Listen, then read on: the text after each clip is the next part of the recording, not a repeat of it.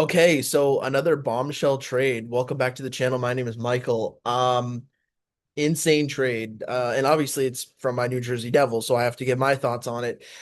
Just today, just moments ago, the New Jersey Devils trade defenseman Simon Nemec and winger Maxim Siplikov to the Calgary Flames in exchange for a 2027 first round pick, a 2028 first round pick, and a 2026 second round pick, which is the 35th overall pick in this year's draft, as well as defenseman Etienne Morin. I believe that's how you say his name. When I say Etienne, it's spelled exactly like the running back who plays in the NFL, who they call Etienne, Travis Etienne. He played on the Jacksonville Jaguars last year, but this year his name's changed because it's French. It's Etienne. Who knows? I'm gonna say Etienne Morin. This is a huge deal for the Devils, and kind of a huge deal for Calgary. We'll start with Calgary and what they're acquiring because I have so much to say about the Devils portion. What is Calgary acquiring? They are acquiring a 22-year-old defenseman who has played a lot of minutes this past season with the New Jersey Devils, was a second round pick in the 2022 NHL entry draft, and to be honest, hasn't really hit his full potential yet. Now, the reason why you would say, well, why are the Devils trading away their 22-year-old right shot defenseman when in the NHL right shot defensemen are very hard to come by, especially at the elite level, despite the fact that he hasn't hit his full potential? Maybe he could grow into a good top four defenseman. Who knows? Maybe he might be an elite defenseman, just like what the Devils thought 4 years ago. Well, the reason is this: one, he's a restricted free agent. And in the era of the cap booming, the booming cap era, where the salary cap is going up $8 million a year now, minimum probably. This year it was 8.5 mil. We'll see what it is next year.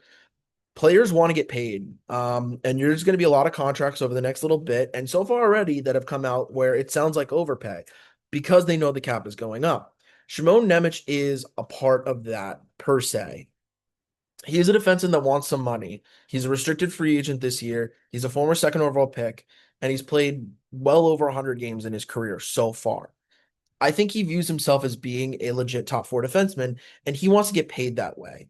Um, I'm not sure exactly what the prices were, but there was rumors, and these are just rumors flying around that he was wanting 7 mil plus, 6 mil plus.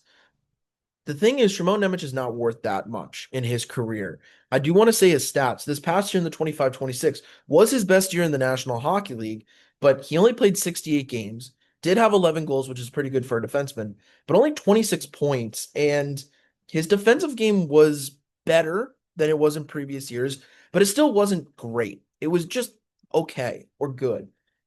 He's a 26-point defenseman and just okay defensively. Is that worth $7+ million? Darren Radish just got 8.5 mil, and he just put up 70 points.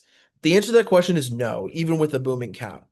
But you're not paying Nemitz based on what he's done in the league so far. You would be paying Nemitz based on his potential in the future. And unfortunately, the Devils can't do that. They can't pay Nemec $7+ million when they just locked up Luke Hughes to a $9 million deal per year for the next 7 years. And they also have Dougie Hamilton under contract for $9 million for the next two. Now we still have to wait to see what the Devils will do with Dougie Hamilton, but it doesn't really make sense to put your chips in the Shimon Nemec basket when he hasn't shown and proven to you that he is an elite defenseman or even a top four defenseman in his career so far. Now with Calgary, they envision him as being that. I think he'll probably be their number one defenseman next season. I mean, they traded away over the last couple of years some really good defensemen. Noah Hannafin was traded to Vegas last year. This year, Rasmus Anderson was traded from Calgary to Vegas.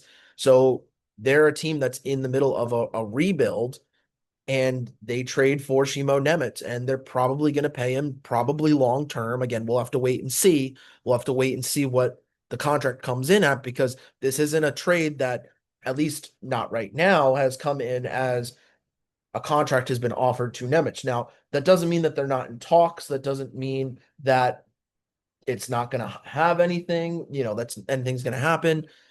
But we'll have to see. I'm checking my phone to see what's going to happen. But Shimon Nemec is now a Calgary Flame, and he's a Calgary Flame for the foreseeable future, and a contract needs to get done. Can Simon Nemec be a top pairing defenseman for them? He could, but he hasn't done anything in his career to prove it yet. This past year was his best year. 26 points in an NHL season is the most amount of points he scored in an NHL season at all, like at any point in his career. And he's been playing professional hockey for 4 years between the NHL and the AHL. This year was his best defensive year, but even then, he still wasn't great defensively. Um, Calgary is putting a lot of eggs in the Simon Nemec basket, and I think that they really like what they see from him. And this trade is primarily based on potential as opposed to what has he done so far. Um, I think their mind they're thinking, all right, we have Zane Parekh, who we drafted top 10 in the draft a couple years ago. We have now Simon Nemec. These are two defensemen we're going to build around for the future while we go through this rebuild. Um, they also acquired Maxim Siplikov, who, what can I say about him? He was a Russian import, um, you know, signed with the Islanders at the age of 26 last season. He had a good year with the Islanders, relatively 77 games played, 10 goals, 35 points, big physical forward. This is a guy that I think people expected to be a good third line forward. This year was a huge struggle for him. 27 games played in the island, only 1 goal, 2 points. Then he gets traded to the Devils in the Andre Palat deal. 22 games played, 1 goal, 1 assist, 2 points. Same stat line, just with 5 less games. Only 4 points this year in 49 games played. He really wasn't anything special. I think this is kind of a sweetener for the Devils, being like, okay, we'll trade you Nemec if you take on Maxim Siplikov because we have no plans of him being in our bottom six next year. He is under contract for one more year at 2.25 mil. I think this is kind of just a reclamation thing for Calgary. They're gonna have him on the team and put him in the lineup wherever they put him in the lineup, and they're gonna be like, all right, kid, maybe he's not a kid anymore. He's 27. All right, show us what you got. If you're good, we'll re-sign you or we can flip you at the deadline. And if you're not good, you won't be on this team next year. You might not even be in the NHL next year. So this is kind of just a throw in for the Devils to be like, we don't have plans of him being on our team next year. We don't want him. We don't want the $2.25 million cap hit burning a hole in our roster, even though 2.25 is not a lot. But when you're a team that's coming close to the cap, you have to worry about every dollar. As for what the Devils are getting, they are getting a haul here. They are getting a 2027 first round pick, which is Vegas's first round pick, and it is top 10 protected. Um, I know that there's more, I think they get the later pick or whatever.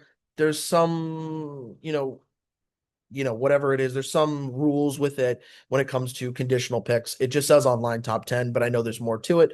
Same thing with the 2028 first round pick. They get a 2028 first round pick, which is from Colorado. Colorado's pick, which is also online, says top 10 protected. Again, there's different rules with that. The thought process with those two picks are, yes, they are first round picks. And to me, I think it's kind of wild the Devils got two first round picks for Simon Nemec because I don't think he's worth that. They're not going to be high draft picks. They are going to be at best mid-round picks, most likely late round picks. They're going to be in the 20s, Again, they're magic beans though. So they have more value now than what a 20th overall pick would have in this year's draft. Who knows? Maybe Vegas is terrible next year. Maybe Vegas and Calgary are terrible next year. Maybe in 2028, Colorado is terrible. That's still 2 years away. We don't know. So they're still first round picks. The expectation is they're going to be late first round picks, but they're still first round picks, and we still don't know what's going to happen. So they have really good value. They also got a second round pick in this year's draft, 35th overall pick, a high first round pick. That's only 3 picks after the first round ends. I'm interested to see what the Devils do with this pick. I'm interested to see what they do with all the picks, and we'll talk about them. But they get a high second. It's essentially as if they got 3 late first round picks for Simon Nemec. Now, that is an interesting way to look at it, but they get 3 high draft picks in the early drafts here. And the Devils, in my eyes, and in a lot of people's eyes, and should be in everyone's eyes, especially Devils fans, and in the New Jersey Devils, they're not a rebuilding team. They're not even a retooling team. Yes, they need to retool part of their team and a lot of their area, but this is not a team that is trading off assets because they want draft picks. This is a team who is acquiring value that they can then flip that value. I think that they acquire 2 firsts and a second, the same way that Florida just recently got a first round pick, 25th overall pick, for Mackie Samoskevich, so that they flipped that pick to acquire Brady Tkachuk. I think that that is what is happening here. I think the Devils are acquiring two firsts and this 35th overall pick with the mindset of now we have trade value to acquire a star player, to acquire a Dylan Larkin, to acquire a Jason Robertson, to acquire a Mason McTavish if they feel like that. This is pieces of a trade puzzle. I don't think they're going to be using these picks in terms of picking. I think they're going to be using these picks to trade them for star talent, which they desperately need. And even then, even if they want to keep the 35th overall pick and trade their 12th overall pick, they can still keep the 35th overall pick and pick. That's still a decent pick. That still is an opportunity to get a decent prospect. I think that this trade is getting rid of a player who you like but you don't love, who still has a lot of value and a lot of potential, and you are acquiring assets to then flip those assets for a star forward or a star player from another team that you really like. And there's definitely star players on the market right now. Um, what I think is being lost in this deal, which is sad, not sad, this deal isn't sad at all. What I think is being lost a little bit is the prospect they got back. Etienne Morin, he's a 21st, he's a 21-year-old defenseman who was drafted in the second round in 2023. So this isn't like a random fifth round pick or sixth round pick prospect. This is a second round pick defenseman. I think I haven't seen in the 20, 30 minutes that the deal has happened anyone talk about this prospect. Second round pick, 48th overall in 2023. He was only drafted 3 years ago. He spent time with the Moncton Wildcats of the QMJHL. He actually had a really good year with them in his draft year, 72 points in 67 games played in his draft year, and 17 points in 12 playoff games that year with them. Now, he did see some regression offensively after that. The 23-24 season, 49 points in 58 games played, and in the 24-25 season, which was this past year, 58 points in 62 games played. So he's hovering around point per game. He also had 20 points in 19 playoff games with Moncton. He's only played 42 AHL games. This was his first year that he went pro. Um, 7 points in 42 games played, -6. So it was a tough transition to professional hockey for him. He goes from point per game in Moncton in the QMJHL to averaging 7 points in 42 games. Not very good. He also played 7 games in the ECHL where he only had 3 points. I think that this is a better prospect than people think it is. I think some people may think that this is just a throw in the deal. It's like, oh, we'll trade you players. You give us a player back just for organizational depth.